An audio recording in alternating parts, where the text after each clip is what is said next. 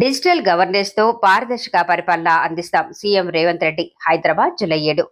Contractor outsourcing ఉద్యోగుల సమస్యలపై తెలంగాణ ముఖ్యమంత్రి రేవంత్ రెడ్డి సచివాలయంలో ఈ రోజు అనగా మంగళవారం ఉన్నతాధికారులతో సమీక్ష సమావేశం నిర్వహించారు. ఈ సందర్భంగా అధికారులకు పలు కీలక అంశాలపై దిశానిర్దేశం చేశారు. డిజిటల్ గవర్నెన్స్ దిశగా ప్రణాళికలు సిద్ధం చేసి అవసరమైన చట్టాలను రూపొందించాలని అధికారులను ఆదేశించారు. పరిపాలనా వ్యవస్థను పూర్తి స్థాయిలో డిజిటలైజ్ చేస్తూ ముందుకెళ్లాలని దిశానిర్దేశం చేశారు.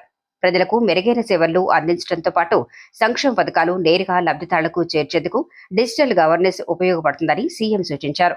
ప్రభుత్వ ఉద్యోగులతో పాటు కాంట్రాక్ట్ అవుట్సోర్సింగ్ ఉద్యోగులకు 1వ తేదీన జీతాలు అందించేందుకు వివరాలను పూర్తి డిజిటలైజ్ చేయాలని ఆదేశించారు.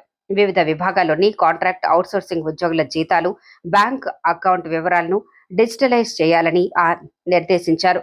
డిజిటల్ గవర్నెన్స్ పై పూర్తి స్థాయి కసరత్తు చేసేందుకు ఒక కమిటీని నియమిస్తున్నట్లు తెలిపారు.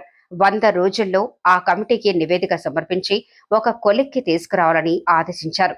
ప్రభుత్వం చెల్లింపు చేసిన సమయానికి ఉద్యోగులకు జీతాలు చెల్లించని కాంట్రాక్ట్ అవుట్సోర్సింగ్ ఏజెన్సీలపై కఠిన చర్యలు తీసుకోవాలని సీఎం రేవంత్ రెడ్డి స్పష్టం చేశారు.